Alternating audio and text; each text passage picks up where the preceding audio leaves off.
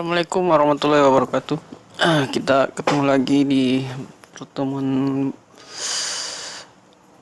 hari ketiga. Hari ini saya akan menjelaskan atau memperkenalkan komponen-komponen yang ada di motherboard, sehingga kita dengan mengenal komponen kita bisa melakukan perbaikan dengan benar. Kita tanpa mengetahui komponen, kita akan kesulitan dalam melakukan pengukuran, dalam melakukan penganalisa. Ketika nanti menemukan kasus-kasus. Jadi saya berharap di materi ini, jika masih pemula atau masih sangat belum pernah mengenal komponen di motherboard, lakukan atau video ini diulang-ulang sehingga bisa paham, sehingga bisa mengerti, sehingga bisa tahu komponen-komponen yang ada di motherboard laptop. Oke, kita mulai. Saya akan mengambil salah satu contoh motherboard. Ini adalah motherboard Acer. Kemudian yang namanya motherboard itu memiliki kode. Jadi masing-masing motherboard itu ada kodenya. Nah, kita lihat ini kodenya. Kode mainboardnya adalah ZQR.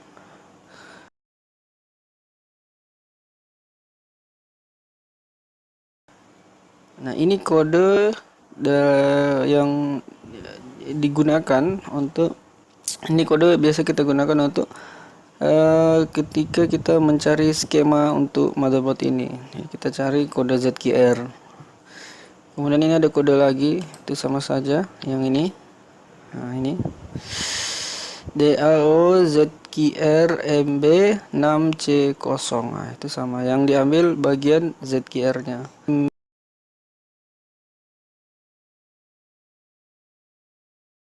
Ini ada ZQR. Nah, itu yang diambil. Nah, di belakang dari motherboard ini juga ada kode, dan itu masih sama. Dan tapi tidak semua mainboard seperti ini, biasanya cuma satu. Nah, kebetulan ini ada beberapa dan sama. Oke, kita mulai pengenalan komponennya. Saya akan mulai dari jack adaptor. Nah, ini adalah jack adaptornya. Memiliki kutub positif dan negatif. Ditandai dengan yang merah itu adalah positifnya dan hitam itu adalah negatifnya atau groundingnya. Kemudian di mainboard itu ada yang seperti ini, lubang-lubang seperti ini. Biasanya ini tempat baut. Nah, tapi ini juga menjadi patokan kita untuk menentukan yang namanya ground. Nah, ini semua adalah ground. Ini ground. Ini ground ini. Jadi ground ini tidak boleh berhubungan dengan kutub positif di komponen. Misalnya nanti ketika kita melakukan solder, tidak sengaja soldernya itu bersentuhan dengan lubang ini, maka itu berarti menghubungkan kutub negatif ke kutub salah satu kutubnya atau kutub positif. Kecuali yang terhubung itu sama-sama ground, itu tidak masalah. Oke, kita lanjut. Di sini ada yang namanya induktor. Induktor itu adalah semacam jembatan penghubung. Modelnya seperti ini. Mana ini? Ini modelnya seperti ini. Ini. Pokoknya model-model seperti ini adalah induktor. Jadi perlu diingat, yang ini induktor. Ini semua adalah induktor. Induktor ini adalah jembatan untuk menghubungkan dari salah satu blok atau bagian di dalam mainboard ke blok lainnya. Kodenya, nah ini ada kode. Nah itu induktor yang tipe ini, ini ada kodenya, ini PL nih, L atau L ya, PL atau L. P itu adalah power, L itu biasanya kita indikasikan sebagai lilitan. Jadi ini jadi apa namanya, yang memiliki kode P di depan komponen itu berarti biasanya dilalui oleh tegangan utama dari blok itu. Nah di sini ada PL lain atau ada induktor dengan model lain. Ini seperti ini nih. Dan ini akan kita temukan banyak nanti di motherboard baru, biasanya menggunakan yang seperti ini. Bedanya apa? Ya mungkin bedanya cuma dari bahannya, tapi fungsinya ya tetap saja sama, yaitu jembatan. Kalau ini ketika kita buka, itu kita bongkar, kita hancurkan, ini ada lilitan, ada kumparan tembaga yang diputar. Nah, kalau ini saya belum pernah bongkar, ya, kemungkinan besar ini apa namanya, induktor seri baru atau model lain, sama dengan komponen-komponen lain yang memiliki pembaharuan setiap generasinya. Yang harus diperhatikan adalah kode dari masing-masing komponen. Nah, ketika menemukan komponen induktor ini, yang harus kita ingat adalah kodenya adalah L. Nah, itu. Adapun P itu adalah powernya. Jadi tegangan yang dilalui oleh komponen yang berinisial P di depan kode komponen itu berarti dilalui oleh tegangan utama. Kemudian selanjutnya adalah dioda. Dioda itu kodenya D.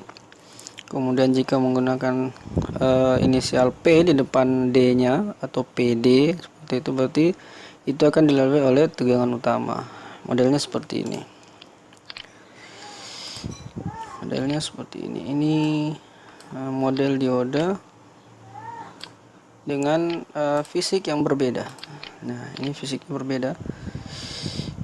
Kutubnya ada dua, anoda dan katoda.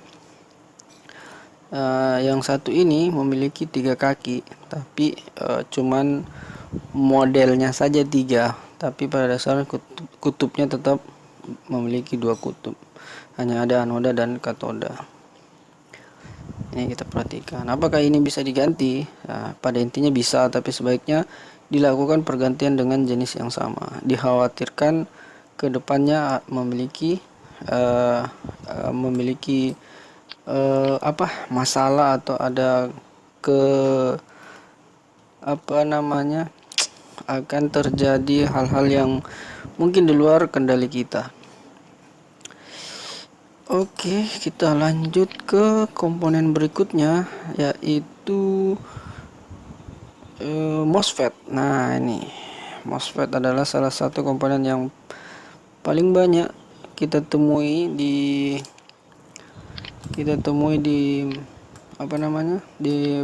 motherboard laptop ini.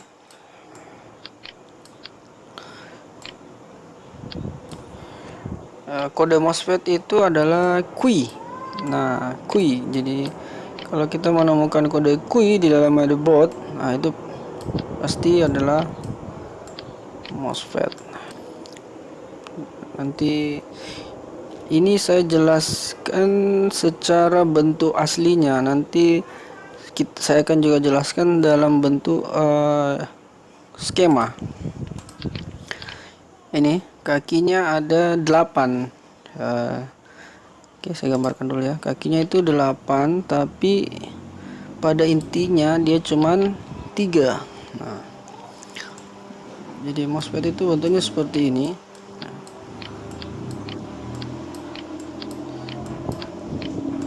1 2 3 4 5 6 7 8. Nah begini. Nah kaki 1 dan kaki 3 itu tersambung. Apakah selalu? Ya, selalu. Kaki 1 dan kaki 3 itu selalu tersambung. Jadi ini bisa dihitung 1. Kemudian ini kaki 4 sendiri sebagai gate, sebagai gerbang, sebagai trigger, sebagai pembuka, sebagai saklar. Nah, itu dia gate-nya.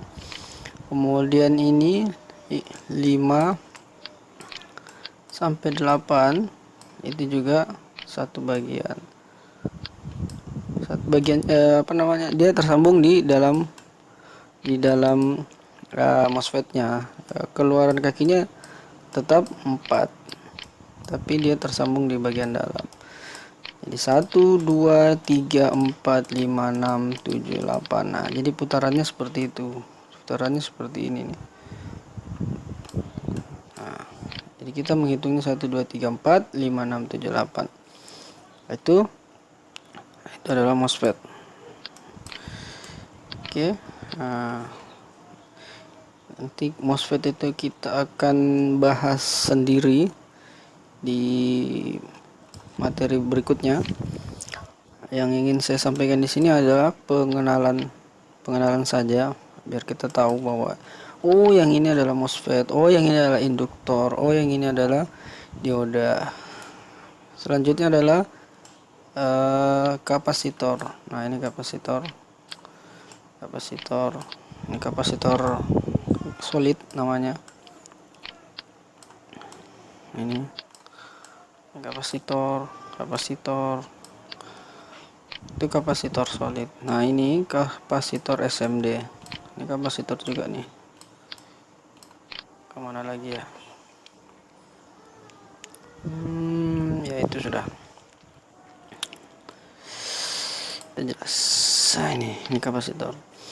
Nah, yang kapasitor seperti ini dengan tulisan 100 kemudian EFZ 150 ini biasanya kapasitor untuk tegangan yang besar atau tegangan main power, tegangan utama. Biasanya ini adalah 19 volt. Dilewati oleh tegangan 19 volt. Beda dengan kapasitor yang seperti ini. Ini tidak terlalu kental. Nah, ini di badan kapasitor ini ada tulis 562,5 volt. Yang ini biasanya markingnya atau kode produksinya. Kemudian jenisnya besar apa ya? Besar kemampuan komponen ini adalah ini 560 mikrofarad. Satuannya farad. Untuk kapasitor itu satuannya farad. Kemudian 2,5 volt. Artinya kapasitor ini mampu dilewati oleh tegangan hingga 2,5 volt. Kemudian kita lihat ini 6,3. Nah, berarti seperti itu. Sama dengan penjelasan ini. Kalau ini cuma 2,5, ini 6,3. Kemudian nilainya adalah 330 mikrofarad. Nanti kita jelaskan di materi lain juga khusus kapasitor yang agak panjang ini. Kemudian yang ini kapasitor SMD. Nah, ini modelnya baru, bukan model baru, maksudnya modelnya lain. Lebih SMD itu kayak apa ya, lebih ke chip barangkali ya. Jadi dia didesain lebih kecil, tidak sama seperti ini. Bahannya beda, cuma namanya sama. Ini juga akan kita bahas di materi lain. Yang saya bahas di materi lain itu adalah komponen-komponen yang paling sering kita temui atau paling sering mengalami gangguan di motherboard. Kemudian ini namanya KBC. Nah, ini adalah sistem input output atau yang mengatur keseluruhan signal yang ada di motherboard. Nah, inilah namanya yang biasa kita sebut KBC atau yang biasa kita sebut SIO atau yang biasa kita sebut IO. Nah, ini KBC. serinya mana? Kita lihat serinya. Ya, serinya ada di sini tertulis mana nih? Nuvoton. Nah, ini ada Nuvoton nih, tulisan Nuvoton.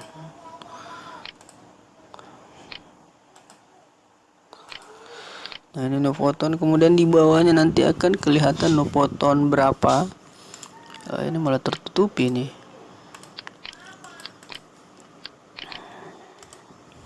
Ya, itu NPCE 791LAODX. Nah, jadi kalau ini rusak, gantilah dengan seri yang sama. Selanjutnya kita ke IC BIOS. Nah, perhatikan ya, ini IC BIOS-nya. Modelnya mirip, hampir sama dengan MOSFET. Nah, ini dia kodenya U. Ini U4. Nah, jadi kalau menemukan yang seperti ini atau lebih kecil dari ini, kode komponennya adalah U, maka pastikan itu bukan MOSFET. Hubungan antara IC BIOS ini dan antara ini, nah, jadi ceritanya seperti ini. Ini yang akan kita lakukan nanti, yang flash BIOS atau pergantian firmware data. Di dalam IC ini kan ada data nih. Nah, itu fungsinya untuk menggerakkan KBC ini. Nah, itulah fungsi IC BIOS. Jadi ketika ini kita flash, itu kita mengganti informasi-informasi yang ada di dalamnya untuk mengoperasikan KBC ini. Oke, selanjutnya ke komponen lain yang bernama chipset. Di pertemuan kemarin kayaknya saya sudah menjelaskan sedikit yang chipset ini. Nah, ini adalah chipset penggabungan yang dulunya bernama short bit dan not bit digabungkan menjadi satu. Nah, ini kodenya ada di badan fisik chipset tersebut. Ini ada, biasanya ini tidak jelas ya, nanti perhatikan ada HM65 atau HM55 sekian. Nah, itu kodenya. Terus mana lagi? Ini prosesor. Nah, kalau prosesor mungkin semua yang pernah mengenal komputer juga ada kan prosesor. Nah, ini prosesor juga namanya nih. Ini prosesor, masih prosesor yang bisa dilepas-lepas. Nah, kita tahu prosesor yang sekarang kan sudah prosesor tanam.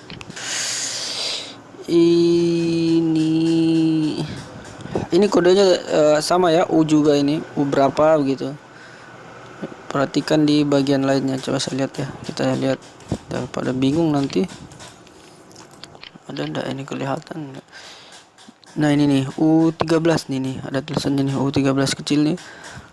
Nah, jadi nanti kalau di skema, kalau mau melihat isi dari chipset ini, perhatikan saja U13 ini. Kita beralih ke komponen berikutnya. Ini sudah, kemudian apa lagi ya? Ini IC tidak kelihatan sih badannya. Biasanya kalau kelihatan ini gampang nih toh. Ini IC kalau tidak salah sih ini IC zone. Nah, ini IC zone nih. Untuk memastikannya tinggal lihat saja di skema. Nanti kalau kita belajar skema, kita akan lebih cepat paham, lebih cepat mengerti, karena akan kita padukan antara bentuk asli dan contoh di dalam skema. Apalagi, nah ini adalah tempat IC baterai CMOS. penanggalan atau jam di sistem BIOSnya, tapi juga akan sangat berpengaruh di beberapa mainboard, dapat memberikan tegangan tambahan untuk IC maupun untuk KBC. CMOS ini memiliki tegangan 3,2. Nah, normalnya itu 3,2 volt. Selain komponen, ini adalah sound jack sound. Kemudian ini adalah USB, ini HDMI, ini tidak kelihatan ya. Nah, ini adalah apa namanya, ini VGA untuk ke monitor atau ke proyektor. Kemudian ini adalah LAN, jack LAN yang sudah jarang kita gunakan. Ini HDMI, kemudian ini USB. Oh, ini sudah di belakang dari mainboard. Kita lihat tidak ada perbedaan. Nah, ini juga MOSFET yang 3 kaki. Ini deretan. Biasanya untuk MOSFET itu kita menyebut untuk yang kaki 8, terus untuk yang kaki 3 ini biasa kita sebut dengan FIT. Tapi intinya sama, tetapi itu adalah MOSFET. Kemudian ini adalah FIT. Ini tombol klik kiri dan klik kanannya ini di mainboard. Kemudian ini ada LED yang biasa menjadi pertanda atau signal bahwa laptop sudah bisa hidup atau bisa mengetahui kondisi power input sudah bekerja. Kemudian ini adalah soket keyboard. Kemudian ini tombol switch. Nah, ini soket tombol switch. Kemudian apa lagi ya? Kemudian ini adalah baterai, soket baterai. Kita hitung 1 2 3 4 5 6 7 8, ada 8 kaki. Ini 8 kaki. Kita akan bahas di bagian lain. Di sini saya hanya ingin memperkenalkan komponen. Oh ya, ini kodenya untuk kode untuk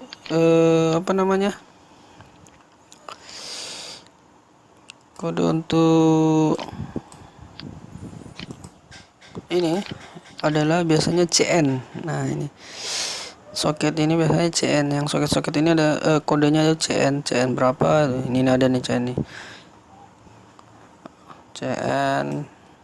Kemudian ini biasanya kodenya CN semua nih. Terus ini card reader ini card reader, ini mic. Nah, ini di sini kita lihat MOSFET-nya bermacam-macam bentuknya. Ada yang kecil, ada yang besar, ada yang tipis tapi panjang. Nah, pada dasarnya semua sama. Yang perlu diperhatikan adalah jenisnya. Ada jenis P channel dan ada jenis N channel. Kemudian pengukuran juga sama. Yang membedakan hanya fisiknya dan datasheet yang mungkin agak berbeda sedikit. Ini nih adalah LVDS atau soket LVDS untuk ke internal LCD. Ini CN juga kodenya. Ini juga yang jack adapter juga, ini kodenya CN. Ini kodenya CN juga nih ketika melihat di skema. Oke. Saya rasa untuk pengenalan komponen itu saja. Tolong diulang-ulang, dicatat kode-kode komponen biar nanti bisa paham, bisa tahu. Oh, ini belum nih kristal nih. Sampai lupa ya. Nah, ini kode ini kristal. Biasanya kodenya Y. Nah, ini kristal yang kode-kode Y itu kristal. Nah, ini kristal kode kristal clock. Nah, ini cara mengukurnya harus menggunakan osiloskop atau mode hash di avometer. Itu jarang bermasalah. Kita cari yang lain lagi, jangan sampai ada yang kelewatan. Oke, langsung kalau ada yang terlewat ditanyakan saja di forum. Mungkin saya ada yang kurang menjelaskan. Yang ditanya seputar pengenalan komponen saja ya. Untuk yang lain-lainnya akan dibahas di materi berikutnya. Oke, cukup sekian untuk pertemuan kali ini. Saya harap dicatat dengan baik, diingat. Oke, terima kasih. Wassalamualaikum warahmatullahi wabarakatuh.